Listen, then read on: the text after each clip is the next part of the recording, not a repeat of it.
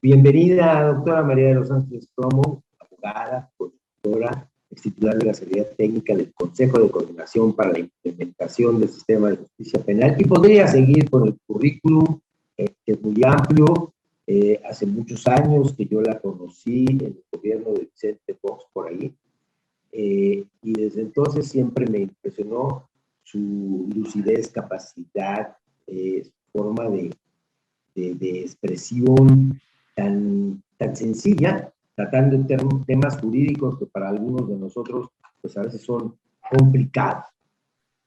Pero voy a entrar un poquito, doctora, a ver cuál es su impresión respecto al documental pues que vimos de Alejandro, otro, ¿qué le deja?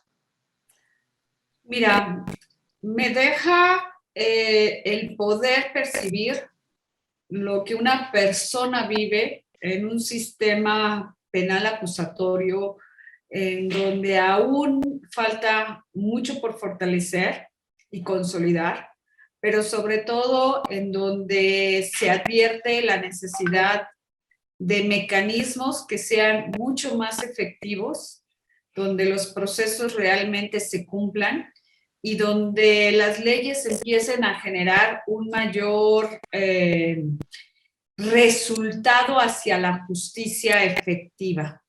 Creo que a pesar de que se luchó mucho por las organizaciones sociales, por varios funcionarios, tanto poder ejecutivo, judicial, en entonces procuradurías, para que este sistema fuese percibido como algo realmente que diera respuesta a una justicia con respeto a los derechos humanos, definitivamente aún nos falta mucho y es donde creo que tenemos una deuda para que nuestro sistema pueda generarse de manera real y que se perciba con esa justicia tan anhelada por la ciudadanía.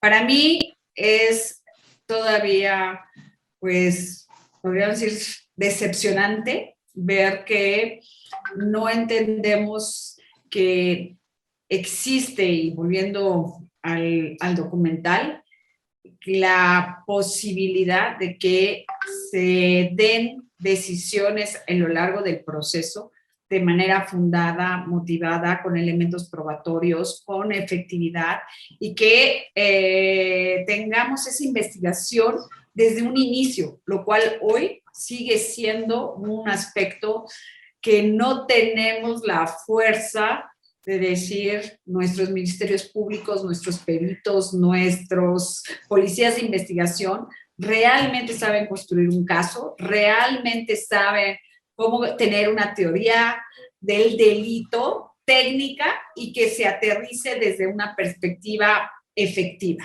Entonces, creo que en este contexto es donde necesitaríamos generar toda una estrategia de fortalecimiento de este sistema.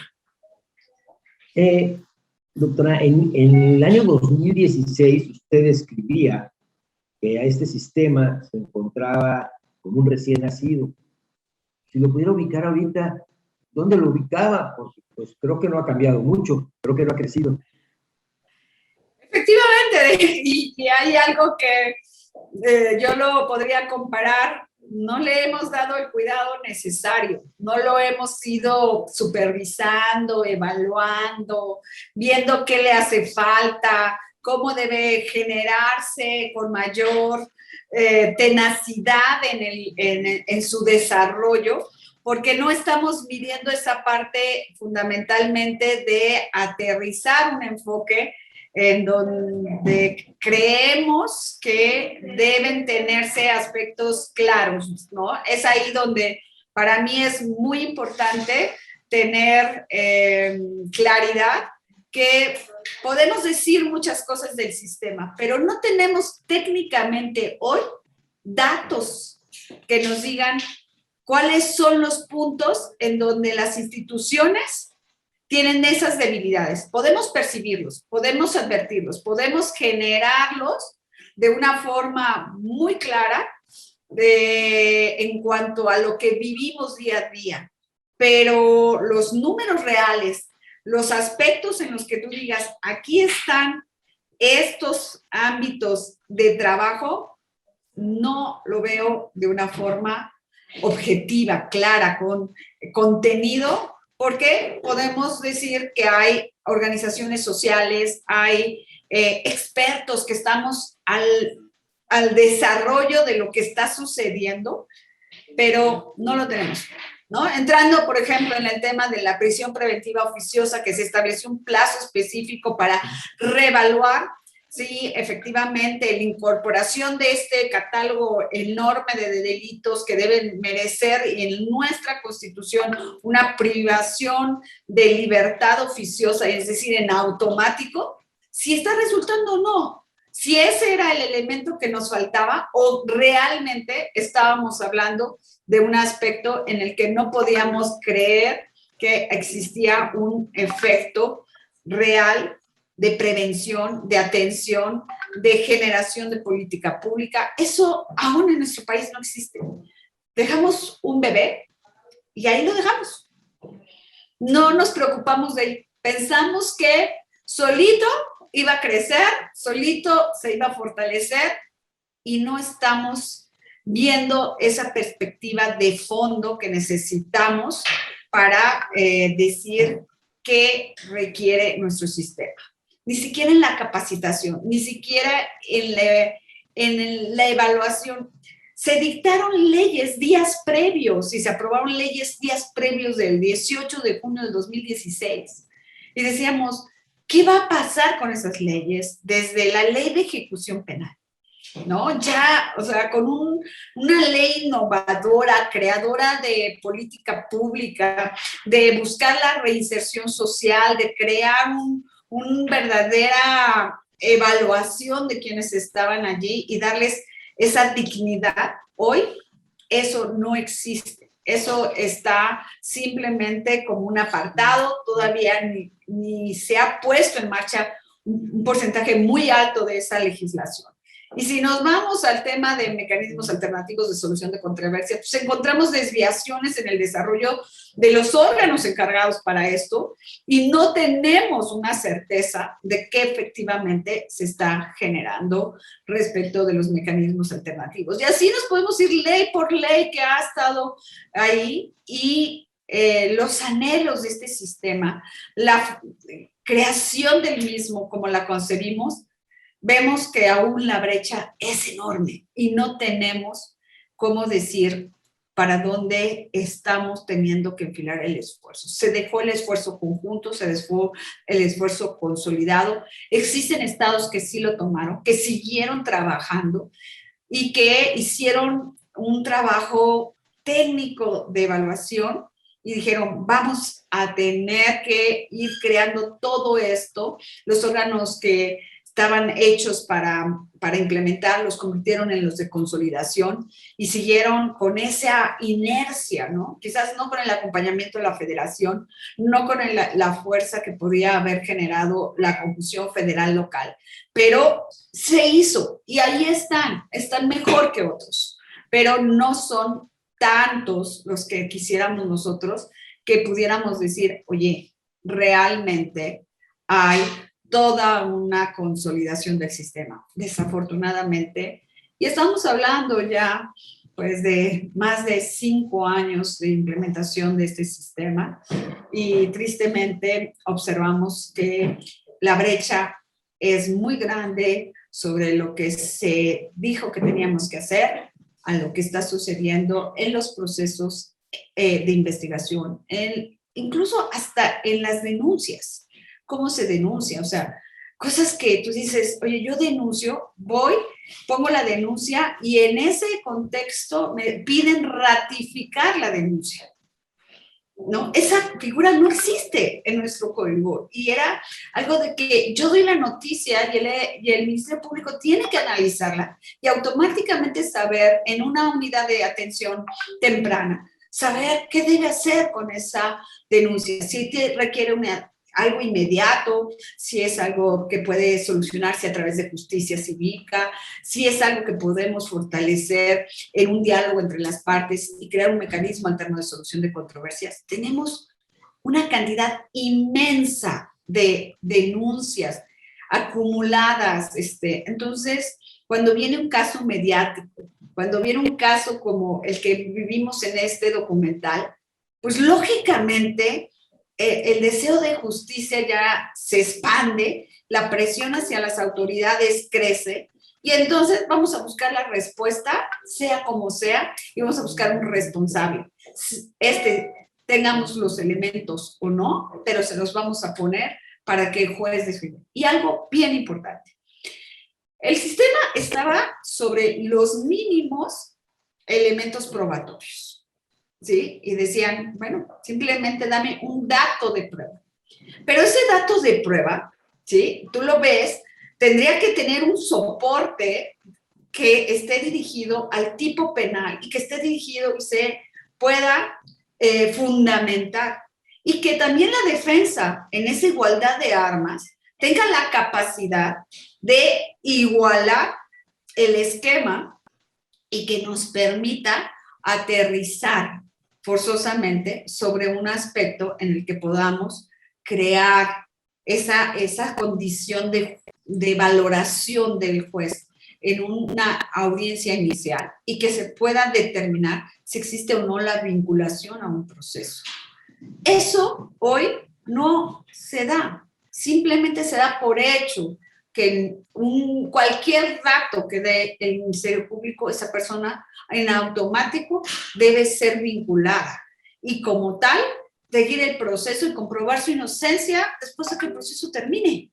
Entonces, ¿dónde están mis derechos? ¿Dónde está la posibilidad de la contradicción, que es un factor fundamental de este sistema? Bueno, hoy lo estamos viviendo en un proceso mediático muy importante que está en realidad en un enfoque de la Suprema Corte de Justicia de la Nación, que tendrá que decidir efectivamente ese equilibrio en una audiencia en donde se va a determinar la vinculación y bajo ello, ¿qué es lo que un juez debe tomar en cuenta para que efectivamente se respeten los derechos humanos, que desafortunadamente hoy están siendo, podríamos decir, menoscabados en un proceso en el que esa igualdad de partes, esa contradicción, esa inmediatez no se está dando. Y ahí es donde creo que hay una gran área de oportunidad para que tantos ministerios públicos, defensores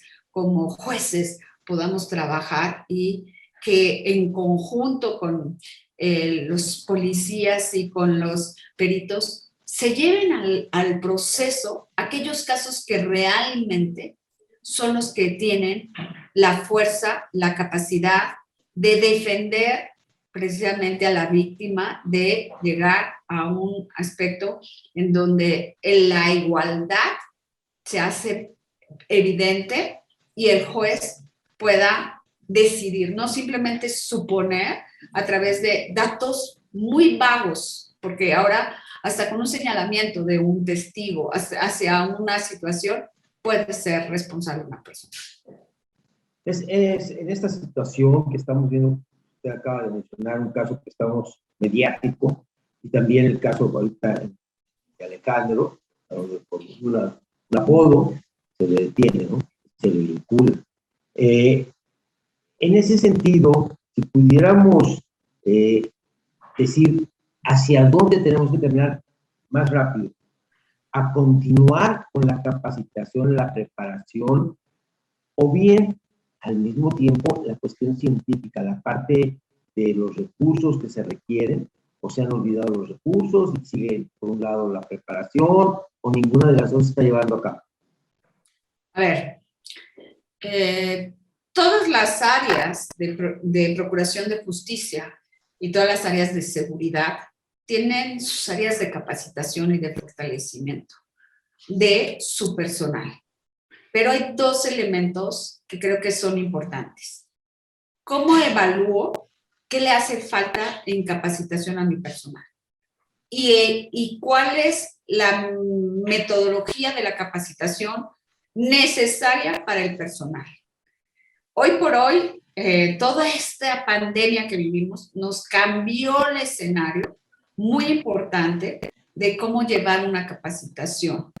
Déjame ponerlo en el contexto que el Ministerio Público no tiene en mucho tiempo, a veces, capacidad de trabajar sus 8 horas o 12 horas y después irse a capacitar, porque prácticamente no tiene el tiempo ni el espacio para hacerlo.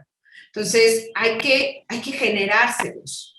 También sucede lo mismo con los policías de investigación, quienes hemos sido capacitadores. Sabemos que en muchas ocasiones los elementos o los fiscales llegan cansados, llegan ya con un agotamiento a un curso que el aprendizaje ya no se hace. O cuando son separados para que se dé una capacitación en unos días, muchas veces son interrumpidos por la necesidad de urgencia que el servicio lo da, por falta de personal, por falta de especialización de otros ministerios públicos, por la posibilidad de injerencia, entonces, de su trabajo hacia la capacitación, pero aunado a ello, tampoco sabemos si ese personal, qué es lo que está necesitando en su trabajo. O sea, no todos deben ser mediadores, no todos son investigadores, no todos son judicializadores. Cada uno debería tener un planteamiento diferente de capacitación de acuerdo a sus propias capacidades que ha venido desarrollando en el sistema, porque el sistema lo requiere. Entonces, también es muy importante eso. Y otra de las cuestiones, no han sido capacitados para crear las células necesarias de integración de las investigaciones. Entonces, hoy por hoy, cada parte o cada elemento del proceso sigue trabajando de manera individual. Es decir, el perito, el Ministerio Público y el policía no se aglutinan para saber exactamente en qué deben ir generando y poniendo en la mesa sus estructuras para crear ese enroque necesario de una teoría del delito que permita saber si efectivamente se dio el hecho delictivo, si esa persona es quien debe ser imputado o no, y sobre todo el tener la convicción de la propia presunción de inocencia si no existen los elementos necesarios para esa persona. Pero como están presionados también a dar números, a dar resultados, pues buscan que aunque no esté totalmente la investigación cierta, lo hacen para crear una vinculación y un proceso, aunque este no fuera. O cuando hay delitos que pudieran ser resueltos de otra manera, no les importa y van directamente a esos enfoques de judicialización. Entonces, aquello que se tiene que judicializar no se judicializa y aquello que sí debe judicializarse no lo judicializan por falta de una investigación técnica, analítica. Y la capacitación, entonces, es donde se hace mucho más necesaria. Ya no hablemos de que, porque hoy ya las generaciones y la marcha debería ser de que ya todos conocemos el sistema penal acusatorio. Ahora hay que especializarse y capacitarse en la esencia de lo que le corresponde a cada quien para poder. No es lo mismo que un defensor sí debe conocer y debe saber que desde la integración, ¿sí? Debe empezar él, al momento que conoce que hay una imputación en una carpeta de investigación, enfocarse a decir cuál va a ser su defensa, crear su teoría del delito y hacer su investigación y sus elementos probatorios y forzar al Ministerio Público, que debe y tiene el deber de hacerlo, de ejecutar las pruebas que para ello se deben analizar. Entonces, bajo esa tesitura es tan importante para nosotros el generar esta estructura del sistema que debemos estar trabajando ya hacia esa consolidación, pero direccionada al cumplimiento de los valores, de los principios, de los fundamentos, con las tareas de crear un sistema efectivo. No lo podemos dejar de lado con un esquema, pues simplemente al aire y ver lo que, como sucedió para Alejandro, una persona inocente viva un proceso tan complicado y posteriormente no exista más que una cuestión de que, ay, perdón, nos equivocamos. Desgraciadamente, creo que muchos de nuestros cárceles están llenas de muchos Alejandros, lamentablemente, desgraciadamente, y de acuerdo a lo que usted nos ha dicho, quizás existan miles, cientos de víctimas, ahora sí, de esta falta de aplicación al sistema. Bajo esa perspectiva, aquí en San Luis, el licenciado José María de la Garza ha presentado una iniciativa para indemnizar económicamente a personas que estuvieron en prisión y fueron declaradas inocentes. ¿Qué le parece esta iniciativa? ¿Cómo la ve? ¿Posibilidades? Mira, desde el punto de vista de justicia, es un elemento esencial. Lo que vive una persona en un proceso, esté privado de su libertad o esté, ahora sí como dice, fuera, siguiendo su proceso de libertad, es evidente el daño moral, económico, social, el impacto comunitario que tiene, y todo ello tiene una repercusión no solo en el momento en que lo está viviendo, sino en todo el proceso y posterior al proceso, incluso para volver a hacer su vida, como lo vemos en el caso de Alejandro. O sea, no deja de tener esa consecuencia de haber estado en reclusión o incluso en un proceso penal que ha afectado muchas veces hasta su salud física, no solo mental.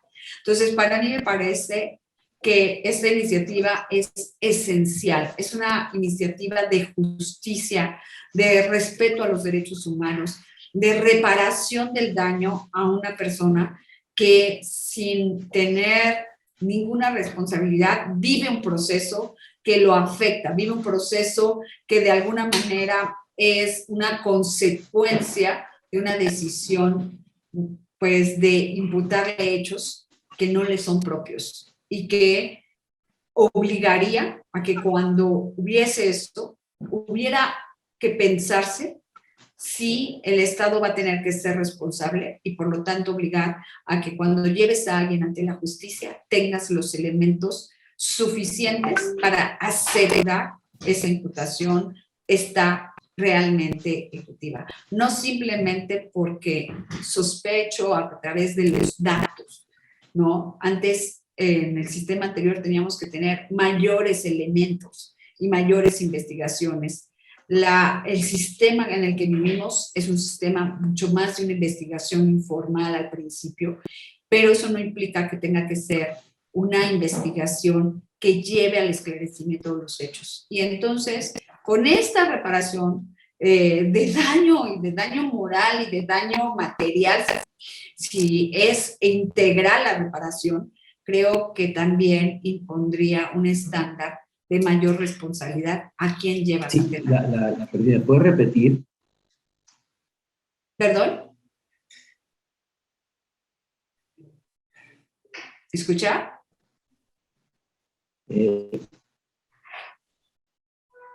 Bueno. Doctora, no sé si me escucha ahí bien. Ya te escucho bien. ¿Se perdió?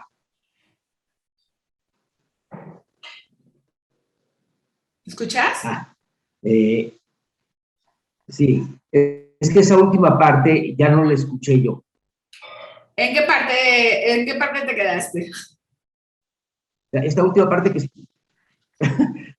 la verdad me quedé cuando usted me estaba diciendo que era necesario, que era justo, que era importantísimo que se diera esta situación de buscar el mecanismo para que las personas de alguna manera se pudieran reincorporar a la vida social, a su vida y rehacer esa parte de su vida, todo este tiempo que tiene que haber perdido y que les daña tanto en lo moral, en lo familiar, en lo social, en fin. ¿Qué es en esa parte de qué? Sí, mira, definitivamente quienes vemos cuando una persona es imputada a un delito, el proceso que vive desde el punto de vista psicológico, social, material, financiero, comunitario, es realmente de impacto en su entorno. La recuperación de vivir un proceso, y más cuando este está en privación de libertad, es un entorno muy difícil, no solo para él, sino para sus seres queridos, para su propia familia, porque existe una real transformación de su vida en un hecho que está generando consecuencias negativas.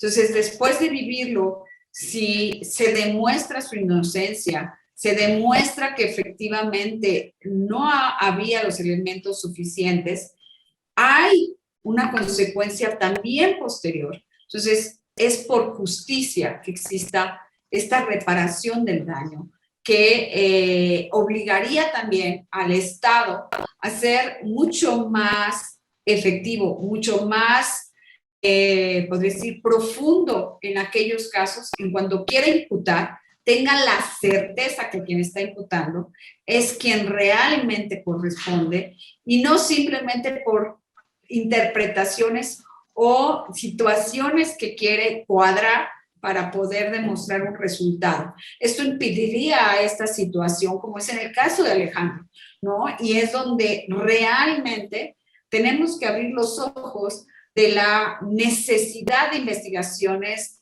de profesionales que permitan una efectividad de llevar a quien realmente comete un hecho ilícito ante la justicia y no solo por simples cuestiones de presiones sociales o políticas para dar un resultado.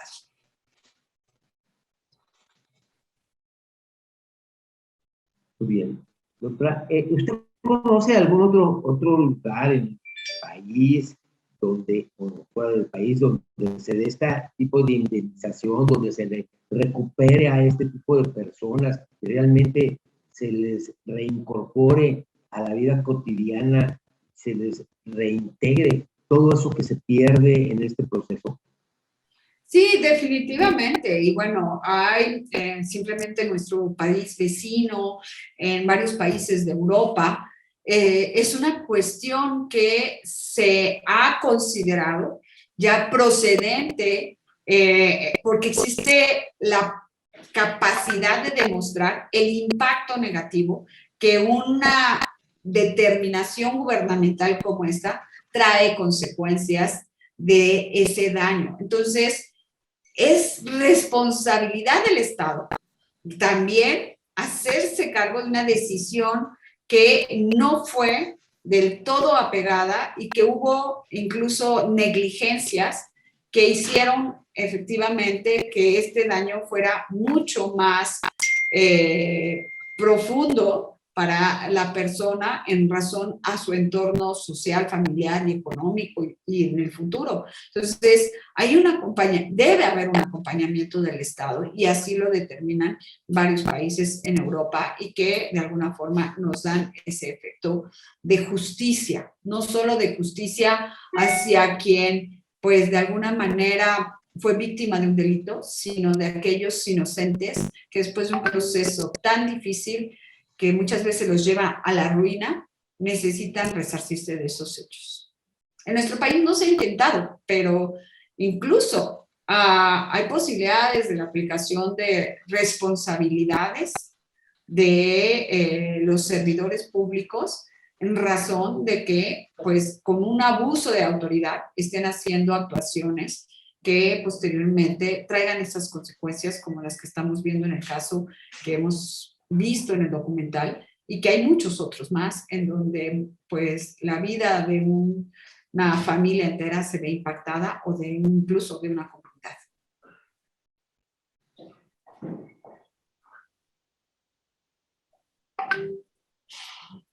¿Ya me perdiste? ¿Escuchas? Bueno. Sí, ya regresó. se pierde, está inestable la señal. Doctora, finalmente yo quisiera pedirle una breve reflexión sobre esto y cuál sería el mensaje que hay que darle a la sociedad primero, porque la parte técnica, pues hay que verla desde la parte de la institución, pero la sociedad, ¿qué debemos hacer como sociedad? No te escuché la última parte, ¿a la sociedad qué? Perdón. Bueno. ¿Qué debemos hacer como sociedad?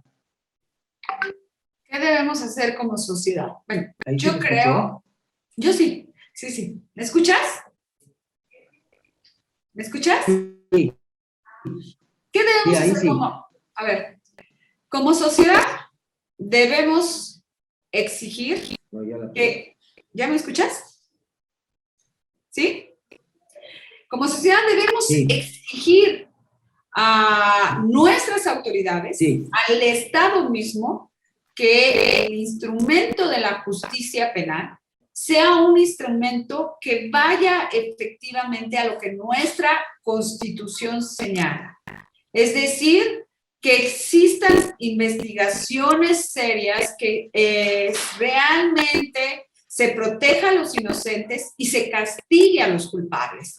Y es allí donde esa máxima, que pareciera como algo muy sencillo, la sociedad requiere hacerla suya, porque no se trata ni de acusar a un inocente por el simple hecho de que me den respuesta a mi demanda de justicia, sino que esa acusación esté fundada y motivada sobre elementos probatorios serios, sobre elementos probatorios que realmente demuestren la responsabilidad de una persona y que en caso de que sea inocente, esa persona tenga la capacidad de limpiar su reputación, de generar un entorno de vida nuevo y de crear un bienestar y sobre todo de tener el apoyo y el soporte gubernamental para continuar limpiamente su vida. Y en caso que resulte responsable, que cumpla con su condena y que después exista el mecanismo de reinserción necesario para garantizar el derecho humano de continuar su vida. Porque, lógicamente, es el equilibrio que nuestro sistema de justicia penal está buscando.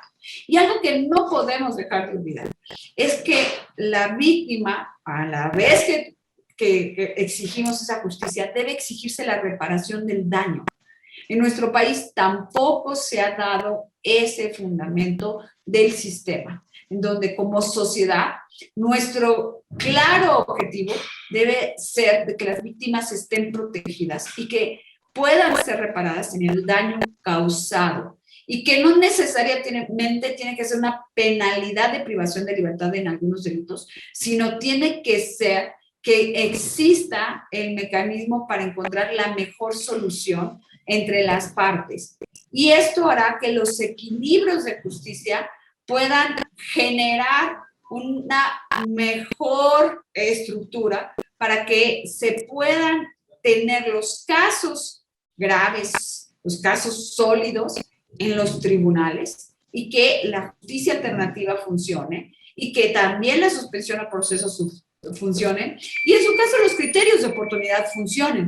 Cuestión que hoy desafortunadamente no existe. La sociedad lo que está clamando es justicia, pero una justicia efectiva, a la realidad de que se sancione a que es verdaderamente responsable y no al que en un momento determinado dejaría de ser simplemente por tener alguien a quien echarle la culpa, la sanción que no le corresponde. Muy bien. Pues, doctora María de los Ángeles Ángel, muchísimas gracias por esta entrevista, te lo agradecemos mucho y bueno, pues ojalá que todo este planteamiento que usted nos ha hecho se cumpla.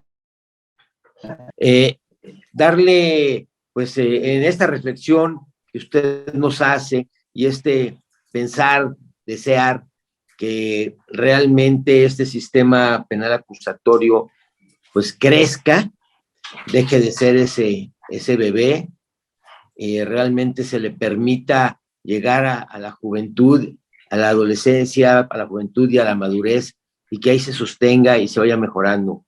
Se requiere mucho, quizás, muchas personas como usted, mucha capacitación, pero sobre todo mucha participación, yo creo, también de la sociedad, como usted bien lo planteaba.